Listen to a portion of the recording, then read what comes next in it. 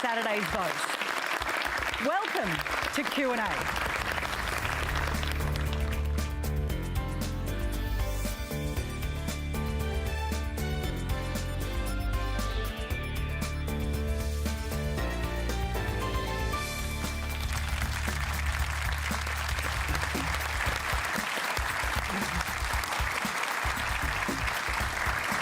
Hello, I'm Patricia Carvelis. I want to acknowledge we're broadcasting from the lands of the Gadigal people here in Sydney. Remember, you can live stream us around the country. iView, YouTube, Qantas is the hashtag. Please get involved. First up tonight, a quick one to the panel, and I mean super quick, okay? Because you can answer this in one sentence. First to you, Rebecca. Why did Labor win?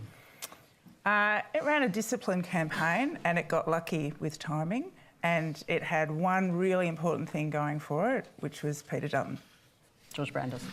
I think the Labor Party won because the Liberal Party blew it. The Liberal Party completely blew it. These were circumstances in which more than half of the people in the country thought the government didn't deserve to be re-elected. 2/3 of the country thought the country was going in the wrong direction. 3 months ago, the coalition was ahead. But Labor ran a disciplined and essentially error-free campaign. The Liberal Party made a lot of mistakes and it blew it. I think people chose outcomes rather than outrage. Credit where it's due, Minister. Well done. A superior campaign, research, comms, discipline, and I think benefits of incumbency when global shocks happened. Paul? The Labor Party won because the Liberal Party lost its position and confidence with the Australian people. The Australian people didn't know what the Liberal Party stood for anymore. And when it came to the leadership issue, Anthony Albanese clearly outpointed Peter Dutton. Well, let's go to our first question tonight, and it's from Chris Hanslow. Hi, Chris. Hey, Patricia. I'm a millennial, but contrary to the stereotype, I'm a Liberal, and I've voted Liberal my whole adult life. While I fundamentally align with the Liberal Party's values that exist in our democracy, I've never felt more frustrated about the Liberal Party's inability to represent these values at the last 2 federal elections. They have my vote, but right now they don't have my faith. Is this election loss enough for the Liberal Party to realise it's time for a fresh approach, new leadership, and an overhaul of the way it connects with the voter base? George Brandis. Well, Chris, I agree with you, and I'm pleased to hear you say that you support the Liberal Party's values. I think the Liberal Party's values are good values that are the values of mainstream Australia, and that is why the Liberal Party historically has won a lot more elections than it's lost. But I think in this election and in recent years, the Liberal Party has not communicated those values as well as it had in previous times. It has itself, in some ways, lost touch with those values. These are the values of mainstream Australia, and there have been times at which the Liberal Party has seemed to be entranced with values or attitudes or prejudices even that are well to the right of mainstream Australia. So I think that where the Liberal Party, obviously there'll be a process of seriously looking at what went wrong, and there are a lot of things went wrong, but there is nothing wrong with the Liberal Party's values, but its capacity to project those values through policy, through leadership, through its language, through its offering to the public, is, I think, where we let ourselves down. George, what are the Liberal Party's values? The Liberal Party's core value is to have a society in which everybody can be the author of their own life, in which they're not interfered with by government, in which there is opportunity and there is freedom, there is mutual respect for individuals, regardless of who they are, regardless of gender, race, sexuality, religion, background. Yeah. Those are the Liberal Party's values. And as I said to Chris, in recent years, we have seemed to be a narrower party than in fact we are. Oh, great. Okay, so Chris, I want to go back to you. Be specific. Like, I think you've even worked for Gladys Berejiklian, is my understanding, and I know that's not what you do anymore. Even your membership's lapsed, am I right? Correct. Yeah, so that's a statement, am I right? Yeah, so after the last federal election, I think it was apparent there were issues with leadership, and then we've just had another election and we've got an even more of a deteriorated result. So I know in the wash-up of that, everyone's going to have different views and a different combination of things that have landed us where we are. But I don't think anyone could ignore the failure from a leadership perspective, and that we've lost ground and there's that lack of connection. And I think people are a bit tired of seeing the same old people running the same old game and not focusing on the issues that people really care about. But what were the Liberals focusing on that you didn't like? I think when the campaign came around, it became more about politics rather than policy and having like an underlying policy narrative. Whereas, you know, we were in this position last year where there was quite a strong focus on it, and that was reflected in, you know, polls and things like that. And when it came time to do the campaign, it just all really fell down and it became about everything else. Okay. Tony Burke, you're not in the Liberal Party, but it seems, just to be clear, just in case someone missed that, you're the Minister for Home Affairs in the Labor government, but is that the sort of backlash you were feeling on the ground? Because you've just won in a landslide.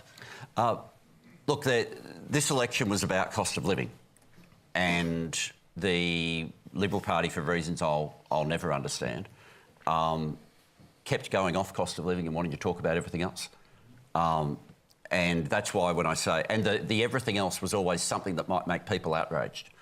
And the focus that the PM had, that we had, was that we believed there were specific things we could do that would deliver outcomes for people, and we stayed talking about that. I don't think there was a bigger example than housing. Like, so many people wanted to talk about the challenges into getting into housing, and the fact that the housing programs that we had all been held back because the Coalition and the Greens had voted together to slow them down. People knew that fact. Like, normally that'd be parliamentary intrigue, but that was known. Mm. Can you just give me a response, Bridget? You're obviously Nationals, but you're in this coalition in a party room with the Liberals as well. Chris is obviously feeling like the values proposition's gone. Do you agree with that there's been a drift? Well, I think Chris also mentioned connection, engagement, communication. And so I think that is an area that we can do better in and must do better in. Younger people prefer longer form.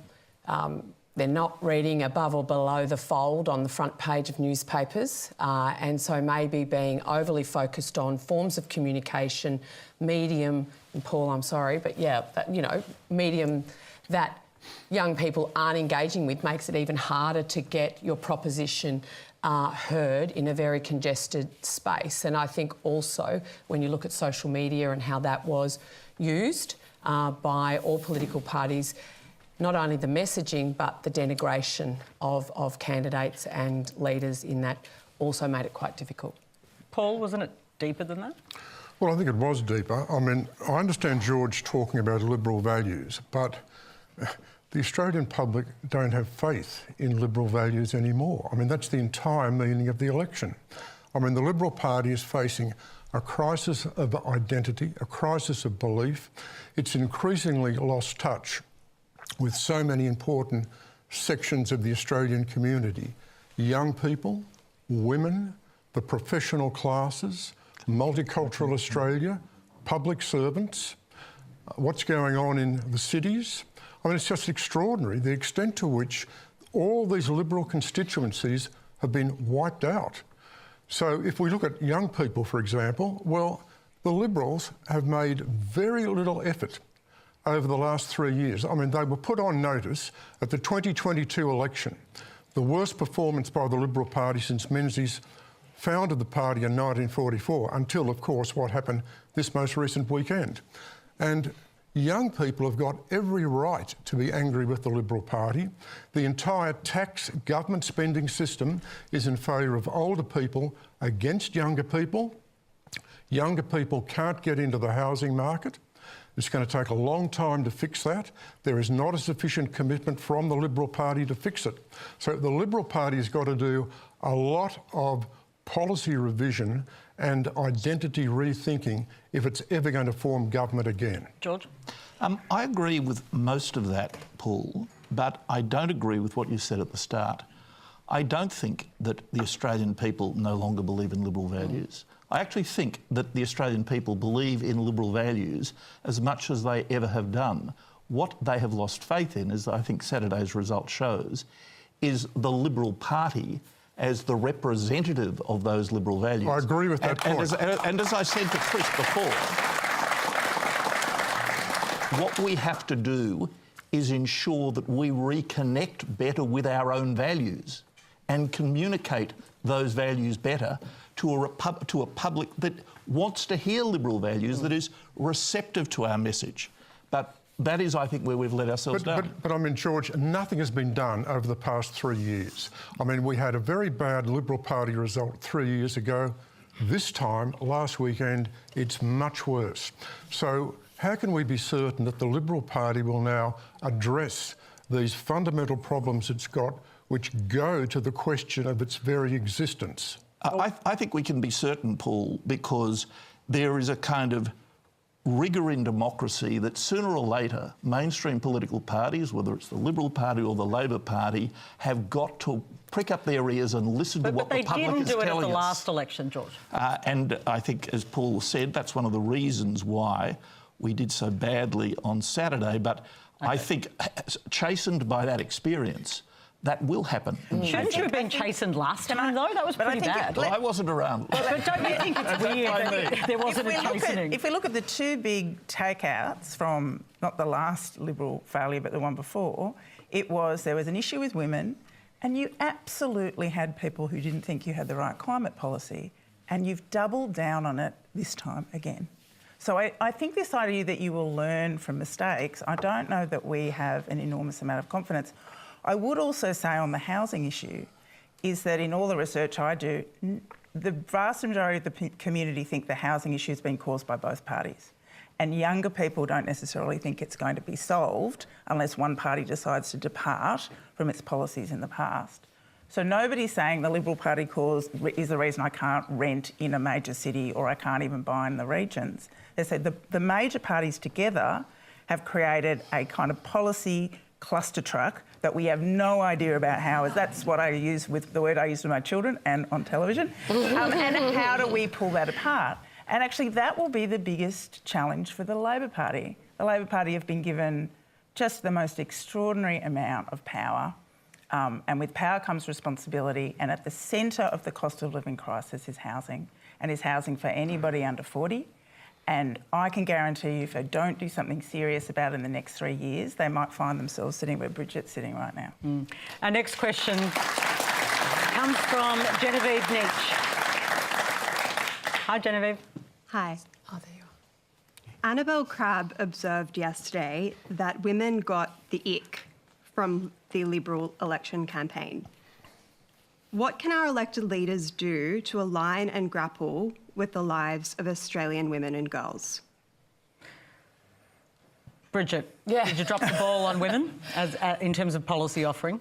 Oh, well, I don't necessarily subscribe, and thanks, Genevieve. This is fundamental, and as one of the female leaders in the coalition, I take it very personally as throughout my career. But so I don't necessarily think women come to politics as a groupthink block of people. I do want to see a time when women's policy doesn't equal and equate to childcare policy. That will be a real step forward for this country when we're not saying a pink book with some ovaries on the front of it actually constitutes a women's policy.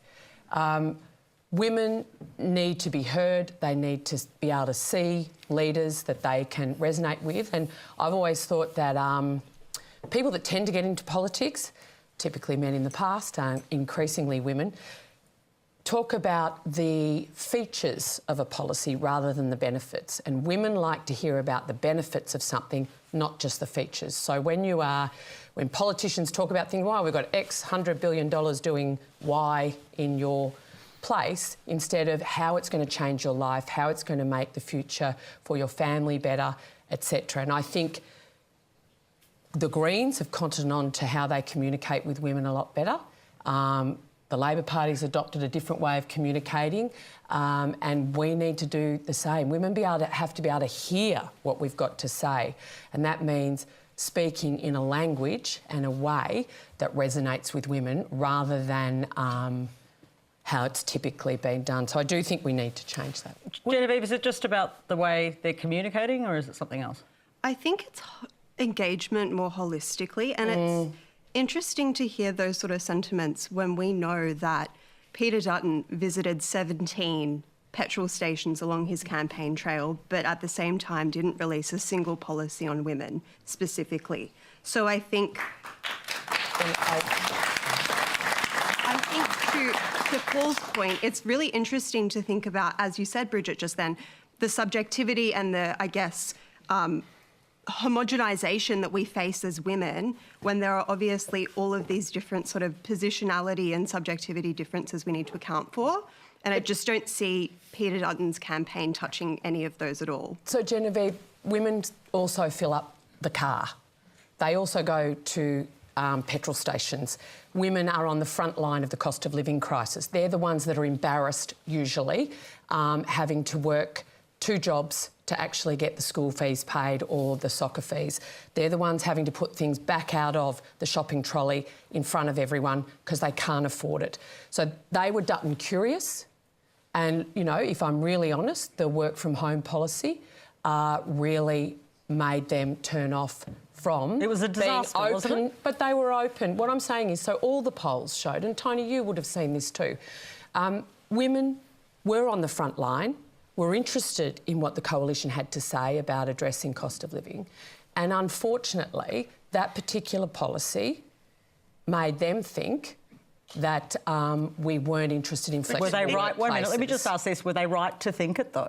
Well, no, because it was quite a cauterised policy. However, I had a call from my own daughter-in-law, who was a good coalition voter, shout out to my 1-year-old grandson, but that we were going for work from home for her as a nurse. I said, no, it's public servants in Canberra, no frontline services. But that wasn't the message they heard. And so we have to be realistic and honest about that. And when we, then we said, well, we're not doing that anymore. We took responsibility for it. Tony?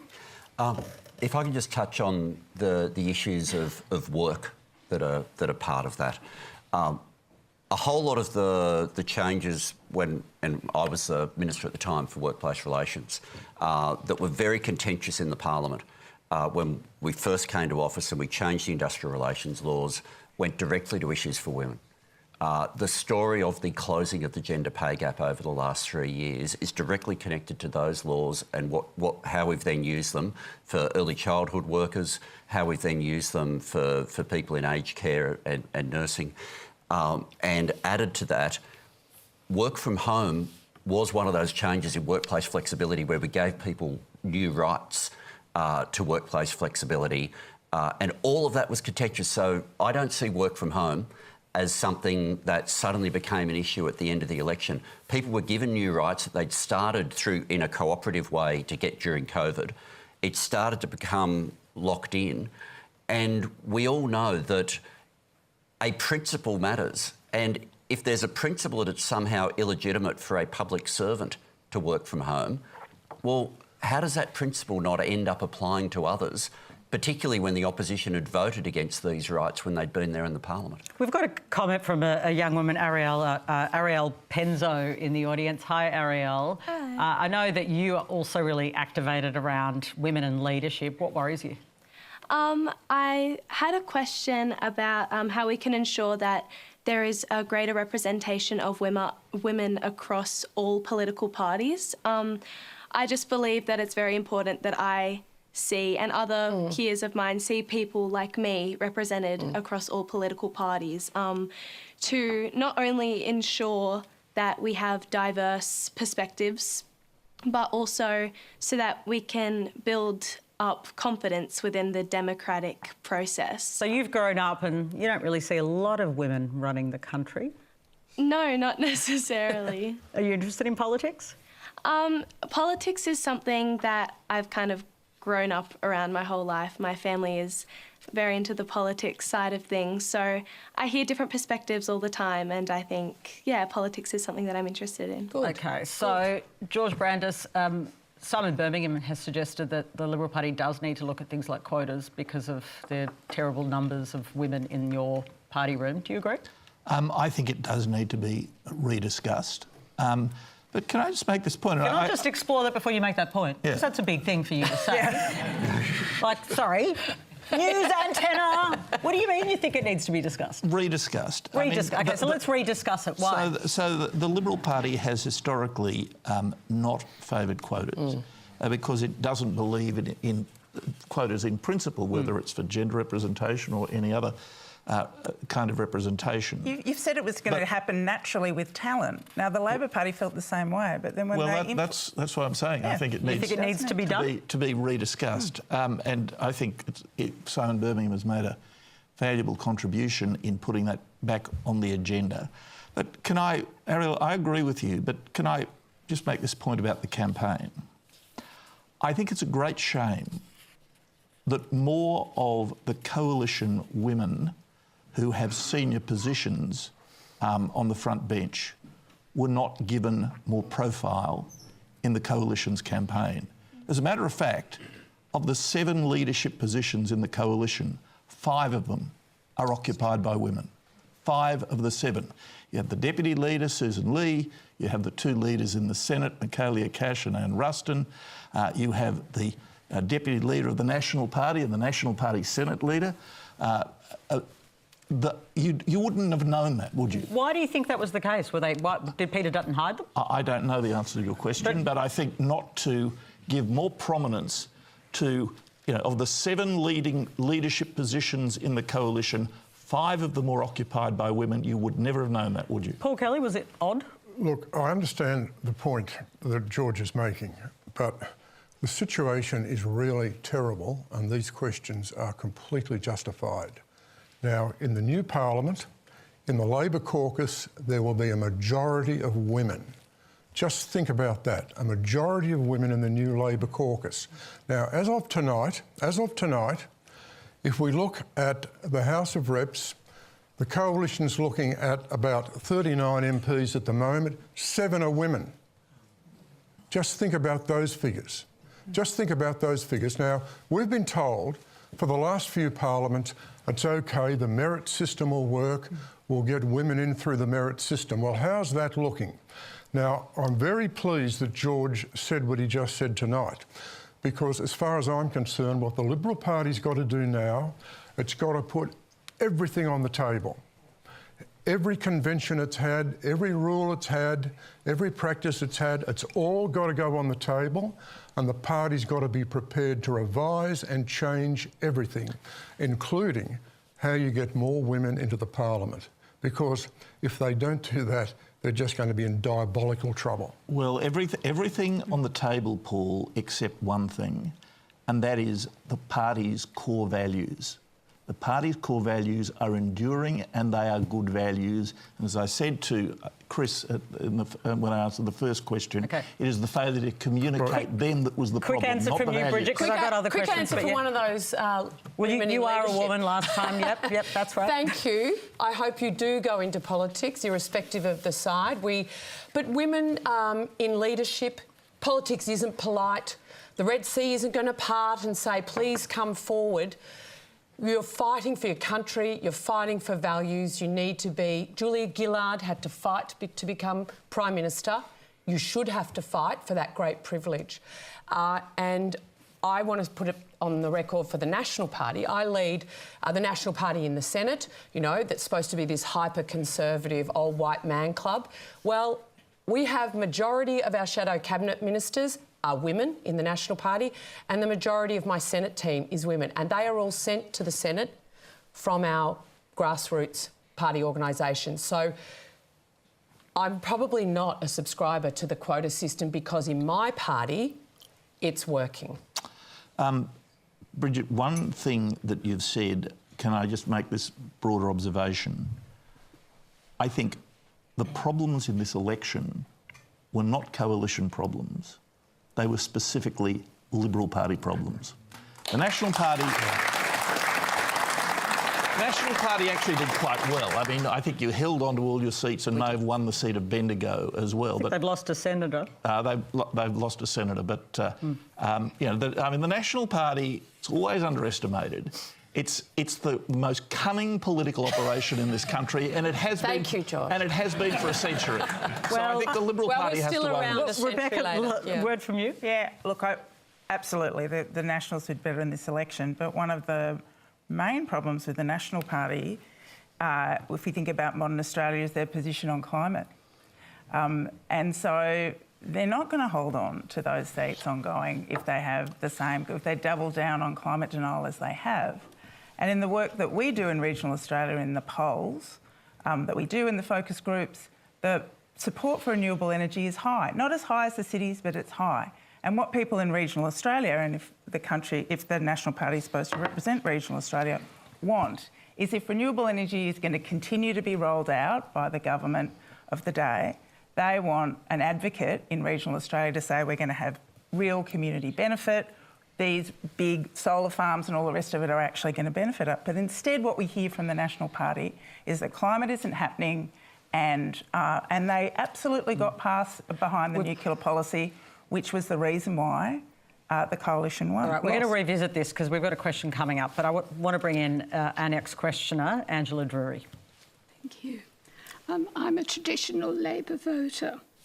After Labor's decisive victory, are they actually going to start doing something significant on the progressive issues on which they were elected 3 years ago? Climate catastrophe, fossil fuel expansion, domestic energy prices, inequality, housing cost, homelessness, social housing, environmental protection. Many of these aspects have got worse. Labor has been notably timid with any reform. Is it going to be 3 more years of the same mediocrity? Tony Burke. Yeah, that's for me. I reckon that one's for you. Okay, well, obviously, thanks for the question and thanks for your... no, but you've clearly got a long-term commitment and support to what you want us to be able to do. And so I do say thank you for that. One thing that, as you started to go through that list, I do believe there is a lot more that we've done. I really do. And if one of the interesting things with media now is people only know the bits you've done that they oppose. That's sort of how things tend to work now. So when you went through a whole lot of the equality, the housing, the disadvantage issues, for example, there's been the front page of many papers and late-night TV programs saying our agenda on these issues is horrifically radical and a danger to the country, and then we'll have other people saying you're not doing anything. And that is a communication problem that we have to be able to deal with. The issue of housing, the key to housing is supply. It really is getting houses built. You go to any cafe at the moment on a Saturday morning and you will see queues that look like nightclub queues at 11 a.m. And they're not. They're people wanting a rental property. Yep. And they want to be there for that half hour. And we simply do not have enough housing stock. And that's why I do have a frustration that the programs we had that would build more housing stock started years later than they were meant to. I do have a frustration about that, because if the argument was, oh, well, the numbers aren't big enough, well, until those programs start, they don't start. The only other issue, because you've got a long list, so I'm not going to pretend to be able to do it justice, but the other thing I'd say is some people say, oh, when you've got a mandate like this, you have to use that power to do a whole lot of things you didn't tell people about before the election. And I think that's a real trap for governments after an election like this. Well, let me ask you about that, because, you do have an enormous mandate. You changed policies in the last government, including the stage 3 tax cuts. So it's not like you haven't got a precedent for it. So presumably you might think about some of these things. Well, bear in mind that when you go through the list of change, you're dealing with a short list of one that we dealt with very, very publicly. Like PM turns up to National Press Club, explains... Sure, but you could do more of that, couldn't you? This is different to what we took to the election. This is why. This is the right thing, and ultimately ended up being supported throughout the whole parliament. I think if we were to take that as licence to just do whatever we want, my first term, I was elected in 2004. I saw John Howard have a huge victory, think, oh, how do I use this capital? I'm not going to waste it like he thought Malcolm Fraser had, and wandered into the parliament. Well, he had with control of the choices. Senate as well. If I can just bring Well, you in... arguably, he had Barnaby. It wasn't quite control. Oh, those heady days. Paul Kelly, the government has a thumping majority. What do you make of that argument from Tony Burke about a bit of caution with it? Well, I spoke to the Prime Minister during the campaign about this sort of precise question. And I think the really interesting thing about Anthony Albanese is he's got a pretty clear view about how he will proceed. And it's a mixture of delivering on the agenda that he went to the election on, running a stable, united, disciplined government. He wants to govern from the Labor centre. He wants to govern from the Labor centre. So I think his instinct, despite this enormous victory, and he'll have to give some cognizance to that, but I think his instinct will be not to experiment, not to introduce more radical or progressive policies. Because essentially, the lesson of this election, while a lot of people were dissatisfied with the government, the lesson of the election at the end of the day is, while people might have been grumpy, while people might have been upset, they voted for Labor. And they voted for Labor because of essentially Albanese's approach of governing from the Labor centre. So I think he'll be careful. I think he'll be cautious. He will look after his own constituency. He believes in aspiration. He will introduce more policies that appeal to the middle class. He will aim to further expand the Labor base and further improve the Labor primary vote. But he won't go radical and he won't experiment, and he'll be cautious about how progressive he gets. I just wanted to, you have been gifted quite an historic victory. And I think the challenges facing our country over coming decades are significant and complex. And I'm hoping that you can actually deal with productivity issues in the economy, etc., and set us up for success going forward, because it's very rare. Now, I fought tooth and nail to make sure he didn't get there, but you've got to have the national interest first. OK, so let me just put up a scenario. Aged care reform. It happened because you, all sides of politics, did a quiet deal. Was there any campaign against the aged care reform at the election? No, because it was a quiet... Should there be measures like that on broadening the tax base to deal with intergenerational inequality, George Brandis, that are not opposed but actually deal with the fundamental inequity in our system? Well, and should your side give support to some of that stuff? Well, I think it depends on an issue-by-issue basis. But on principle.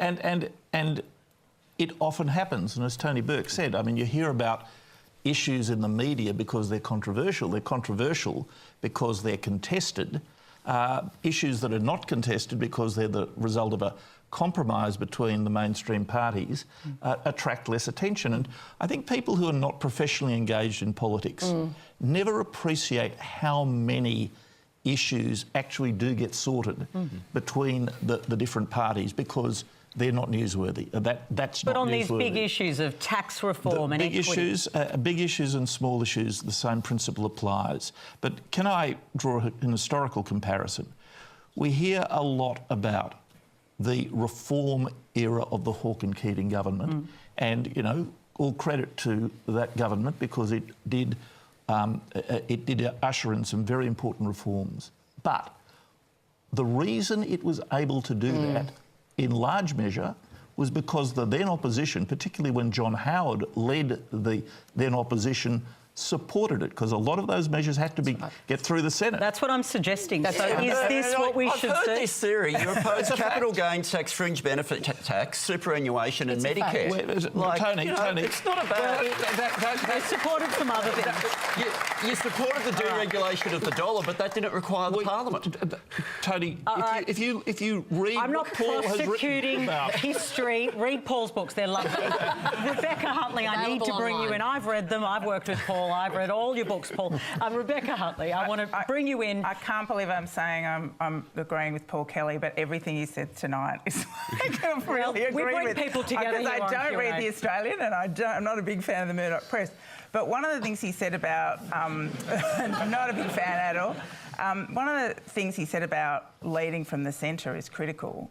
In many ways, this result is the Australian community saying we don't want a polarised political environment. If you think about the big winners, and we've mainly talked about the Labor Party delivering a kind of very, a laundry list of cost of living initiatives that boost things like Medicare, boost things like mental health, TAFE and so forth. But you've also had pretty good results for the independents as well, those Teal independents, which again, so you have this reinforcement of the centre. And people talk about the Trump effect in this election. I think in the focus groups and the surveys, it's not so much that they don't like Donald, although that is part of it, is that they look at what happens economically and socially to a country that is torn apart, where the left and the right go this way and everybody in the centre hides. And Australia is not a highly ideological country. We are quite pragmatic. We want our politics to be centrist. And for all of the reasons that the coalition failed, part of it was like, where are you taking us? You're taking us to a fringe where we're going to have nuclear reactors and no welcome to country, but you haven't talked about education, you haven't talked about the bread and butter issues that really matter across the country. Okay, I want to bring in Kenson Lowe. Thanks, Patricia. My question to the panel, I feel like we're touching on that now. That's why I brought you in, Kenson. Thank you, appreciate it. To what extent was the result genuinely earned through good policy, and how much was simply the public turning away from far-right politics as part of a broader global rejection of Trump-style conservatism like we saw in Canada last week? Do you think there was a rejection because of Trump? Donald Trump is toxic in Australian politics. And he should be, because he doesn't represent our values. He is as disapproved of by most coalition voters as he is by voters on the left. And I mean, one thing Donald Trump has done, by the way, he has ended the culture wars in Australia. Because after this election, any person from... Do you promise? Can you sign this on a piece of paper? No, really, do you promise? Wait. Do you really think Donald Trump's ended the culture wars in Australia? Well, let me finish. Because after the experience of Saturday, any Conservative politician who is perceived, rightly or wrongly, to be engaged with or entertaining the sort of Trump culture war agenda is going to be repudiated by the public. The culture wars, Trump is poison, electoral poison in Australia. He is a no-go zone, and that's one of the learnings that I'm sure the coalition will take from this election. Will you take that? Look, I am a proud conservative, small c conservative, Burkean conservative on this panel, always have been. I don't think Donald Trump is a conservative. Quite right. I think he Absolutely is right. a man elected to a place that doesn't have compulsory preferential voting, who has played into that. All right. Our strongest ally, and his whole mantra is to actually tear down the very institutions that have built that. That's very anti-conservative. Has Trump ended the culture wars in Australia? Depends whose culture, Patricia, because when we say the culture wars, there's people that... I represent the 9 million Australians who don't live in capital cities, who have very different views, which is why they vote the way they do. And we need to have our views of the world, our values, respected as equally as anyone's, whether it's Rebecca's or inner city suburban seats. So we will still have arguments about welcome to country? Well, one of my senators is Jacinta Nampijinpa-Price, who has a very strong view about those type of matters. So do we need to be divisive and not inclusive? No. We need to be an inclusive, respectful, diverse country. And the thing that we've seen happen over time is that we can't have a difference of opinion and express that respectfully. We've all got to somehow agree, and that's actually not what a liberal democracy is Tony about. Burke, are the culture wars over? Oh, I wish that were true. And Me too. I hope it's true. Like, the simplicity is every culture war involves being mean to someone. That's what they are. And there will always be someone who thinks there's some political advantage in that. But if to any extent we're going to have less of it, it just means we're a little bit kinder. I think. Did Trump help you win this election? I don't. I think he was helpful. No. He was helpful. Events, dear boy, events. We ran on our merits, and I do think Australians don't like the concept of copying things from overseas. There's a lot to be proud of our country, and patriotism is not 100%. Simply an argument about uniforms and flags. It's also an argument about ideas that come from Australia. Did Trump give the election to Labor, or was it more? No, he certainly didn't. I mean, this debate concerns me a lot. I mean, Trump is poison in this country for every good reason. And there's no doubt that the way he implemented the tariff policy, the collapse in the share market, as Australians found their super accounts heading south, obviously Trump was a factor, a not insignificant factor that helped the Labor Party and hurt the Liberal Party. But I think it's completely wrong for people to suggest we are another version of Canada. If Trump had not been involved in this debate at all, if he'd not been involved in this campaign, I've got no doubt at all Albanese would still have won, Peter Dutton would still have lost, and the reason for this is there are deep-seated Australian factors at work here. Yeah. I mean, we can't pretend and sort of engage in this nonsense that somehow Donald Trump and the impact of Donald Trump is responsible for what happened in this country last weekend. That's wrong. That's an exaggeration. It helps no side of Australian politics for people to say that and think that, because it's misleading. So do we all agree on the panel? I just want to get some clarity, because we've got more questions. Do you all agree that Donald Trump was not the reason Labor He played a role, but again, agreeing with Paul Kelly, he's absolutely right. Like, it was a couple of things that tipped it over, but it was not the reason. Okay, You're right. In the audience, how many of you thought Trump was a deciding factor, an influential factor? Okay, just a couple of hands, not that many. Okay. Well, put your hand up and I just want to hear from a couple of you. Sorry, I do this randomly, guys. I'd like to hear why you do think Labor won. Over here? We moved from it being about policy to politics to personality, and to that extent it was comparable with what happened in the US. Personality played more of a role in this election than probably any other. So you think Peter Dutton's personality? Indeed, his personality went from being neutral or positive to being outwardly negative, and people picked up on that. Okay. Did you observe that in campaigning? No, well, my local electorate was different. I mean, as nationally, well, because you're a minister. Yeah, no. The national campaign, I think the matching of people's view of Peter Dutton exactly matched their view as policies came out. The moment up until the election, there was no focus on Liberal policies in any really intense way. But when the election hit, instead of all the commentary and consideration being on the government or could we do more or whatever that might be, people wanted to look at Peter Dutton with respect to, well, what does he mean on work from home? What does he mean with nuclear? Who are all these people he wants to sack? Where will other cuts happen? What's his history with Medicare? So I do think if you say, well, people's view of Peter Dutton changed, I think that's true, but I think there was a policy attached to every part of that change. But one of the things, and we saw the polls, and a lot of people joke about the polls, but the trend was the same. Peter Dutton was doing well from a very low base, and we were all a bit surprised in the research business about why that was happening. But what was coming through is that he seemed to be pretty sensible, he seemed to cut through. The government was having some communications problems, so people were thinking that he was performing better than expected.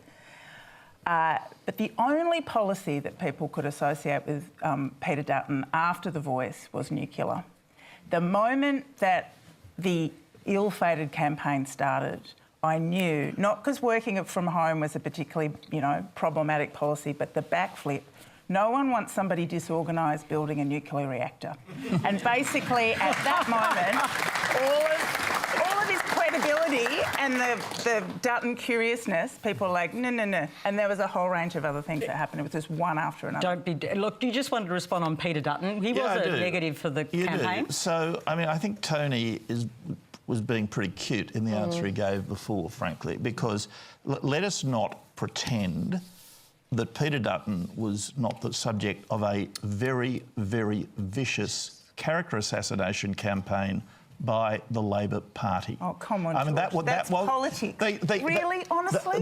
That wasn't reciprocated in nearly that measure. But he saw the ads against him. But he called Albanese a liar consistently. He said he was weak. There was a lot of to and fro, but I think anybody who looked at this election we've just had objectively would say that the savagery and the constancy and the pervasiveness of the attack on Peter Dutton's character and personality from the Labor Party was absolutely off the charts. All right. And can I just say on that, Patricia, briefly, everyone has praised Dutton's very gracious concession speech. And for me, a person that has sat in the leadership group since 2017, bar a little break, under two Prime Ministers, Pete, that was the man that I knew. Yeah. And I think he expressed himself why didn't we see genuinely that in that then? moment. And I think it's disappointing we couldn't sort of show everyone who he really, who he is.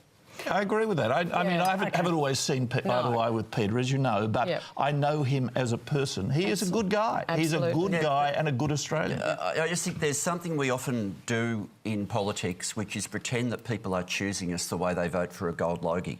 They are not simply choosing a personality or who they like. They are electing us to do a job. And there is a sense during a campaign, policy by policy, will you do the job and how will it affect people's lives?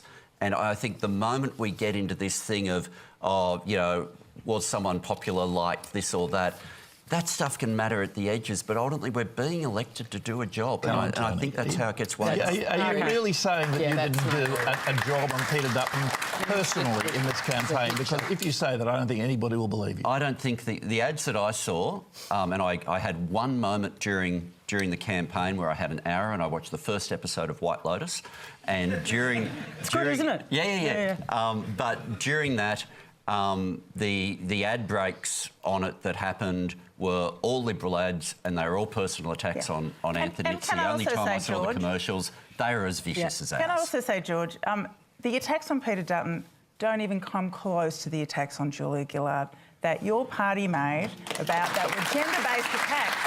And that might have something to do with voters' sense that the Liberal Party and the Coalition aren't great places for women. Look, I've watched politics a long time, and I've seen mud slung across the aisle, that's for sure. A lot of negativity in this campaign. Next question from Stuart Long. Thank you, Patricia. Good evening, panel. Did the coalition nuclear plan very successfully nuke its own election campaign? Hence the election results we all saw on Saturday night. Bridget McKenzie, the nuclear plan. Well, thank you, Stuart, for your question.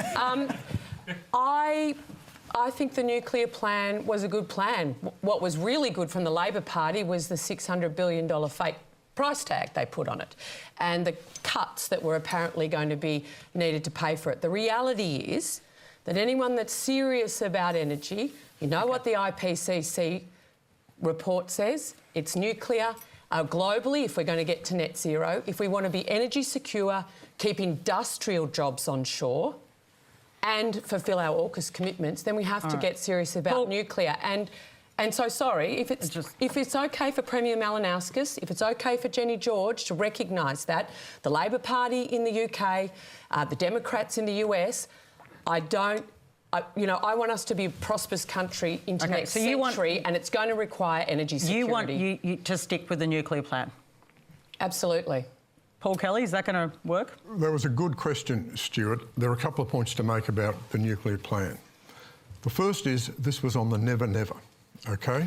So the first plant wasn't going to come online till the late 2030s, okay? So it wasn't going to make any difference to the energy transition or energy prices this year, next year, for the next decade. So it's essentially a theoretical long-term proposition. That's the first point. The second point to make here is that we have laws in this country, state and federal laws, banning nuclear power. Now, if Peter Dutton had won the election, there was no way he could have repealed these laws. So his project was never going to go ahead in the first place. That makes it even more theoretical. And there was never going to be any private investment in nuclear unless it's bipartisan. I mean, no private company will invest in nuclear in this country unless there's agreement across the parties to go ahead. Now, of course it's not bipartisan. There was going to be no agreement. This led to the final problem, and the final problem was the financing. So because there couldn't be private financing, the idea was the government would own it. The government would own it. Then we got the fabricated price tag of $600 billion. And the interesting thing that Labor did, Labor turned the nuclear issue and folded that issue into its main campaign theme, which was the argument that Peter Dutton would cut back government services and cut Medicare. I mean, how good was this? That Dutton was going to cut Medicare in order to finance nuclear power. I mean, if you want a scare campaign, it's pretty hard to beat that one. So the final point about all this is very clear. It was hard. Well, of course. But the final point is this. Is this country capable of having a rational debate about nuclear power? And the answer from this campaign is no, it isn't. Rebecca, you've done a lot of work on this. Yeah. Seems that some people in the coalition want to keep this policy, so it continues to be a debate. Look, nuclear plays a role in other countries that started nuclear energy 30 years ago. We are starting from scratch. Even if you got social licence from all of these sites that Peter Dutton didn't visit during the campaign, it would take 20 years. And can I just tell you that polling after polling after polling, no matter, even if people thought they were a bit open to nuclear, they didn't want it in their backyard. The other thing about the support for nuclear is that it was soft. In focus groups, when you told people there is a global nuclear waste problem that we have to think about, when you told them about water, and also when you told them about how far we're getting with renewables, then that support ended. So you're right, we should have a rational debate about energy, and any rational debate shows that we're actually behind the 8 ball when it comes to nuclear. If the Liberal Party and the National Party were so thrilled about nuclear, why didn't they have this conversation 20 years ago? Well, and we'd have the reaction. You talk about social licence.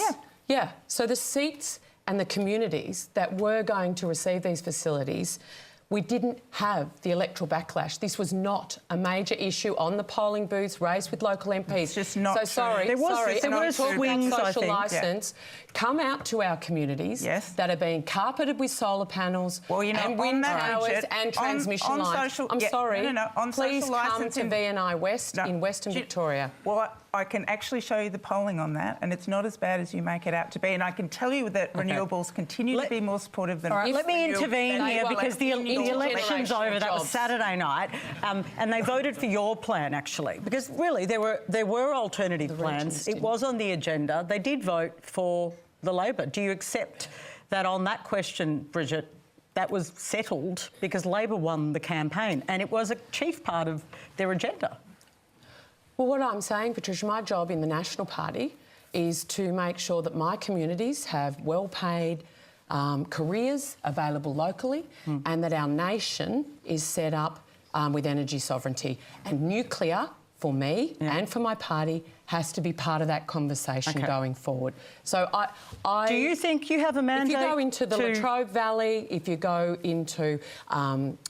the areas in Flynn that were going to get, Collie, I'm aware that there was some backlash. And they didn't vote Labor. There was no swing to Labor in the towns that were actually going to be in receipt of one of these facilities. So why That's did, the why truth. didn't you visit? That you don't want to hear. No. It's I've got the numbers. I don't need your opinion.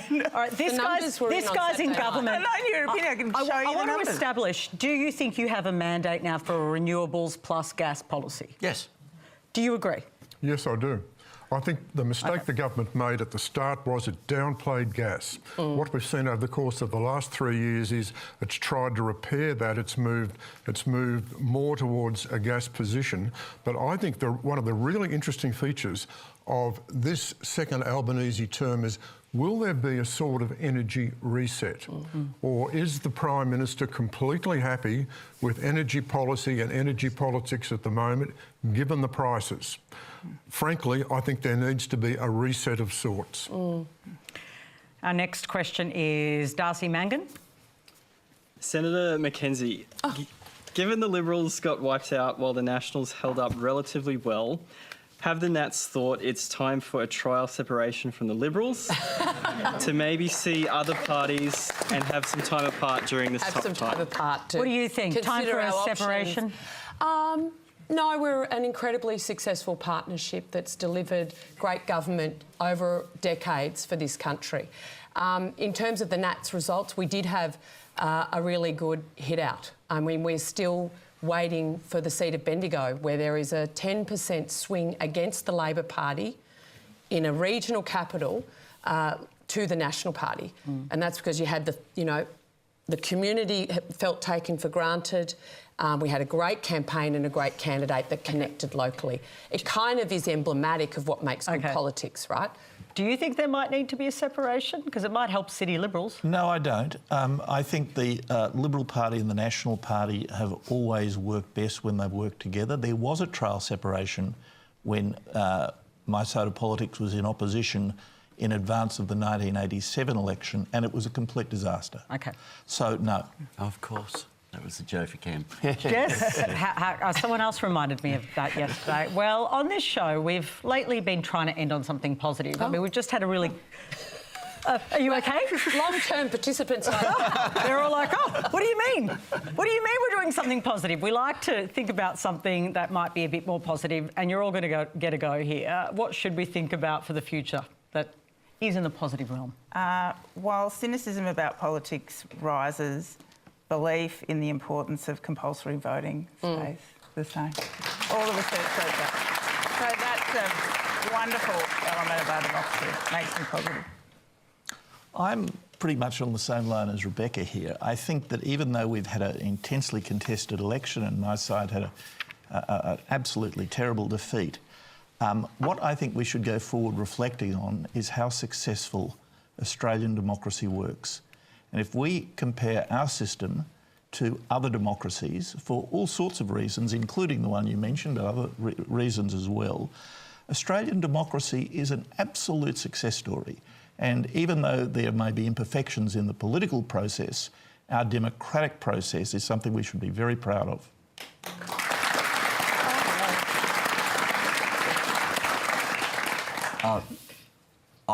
I think we will get there. I'm hoping we have now peaked in terms of outrage. Outrage gets rewarded in social media because it rewards the biggest emotional response. That's what spreads things further. I am hopeful, and I think we're the sort of country that can find a way to find conversations that are far more reasoned than what is starting to happen around the world. And I have a lot of trust that we're the place. Conversations like tonight are part of that. But we cannot allow outrage to become the main means of communication. And I have some confidence we're going to be able to get there. Well, we are one of the least polarised countries in the world, which is something we should be very proud of. Look, I just took a turn. Well, I completely agree, and rather than backing it up with number 3, I'm positive that the National Party is going to hold the Prime Minister to account on behalf of the 9 million Australians from the regions. Thank you. Well, just on a different theme, I mean... Oh, he just changed the theme on us. I think that... That's so Paul Kelly. If we look at the next 3 years, what will be on the line is the true character of the Labor Party.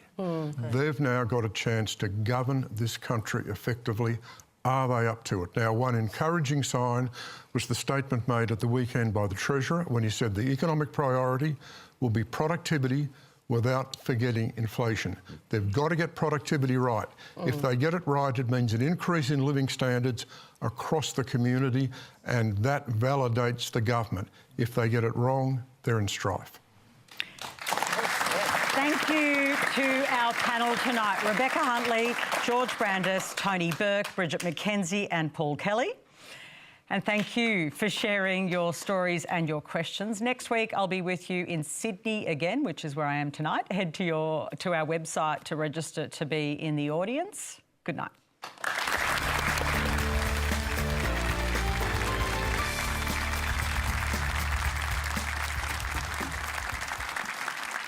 Greenland, just north of the middle of nowhere. One way or the other, we're going to get it. I've come to Greenland to find out why Donald Trump wants this place, how Greenlanders feel, and whether they might be open to a deal of their own. Could this be a turning point in Greenland's history? No, it is. You feel it. If foreign powers within NATO try to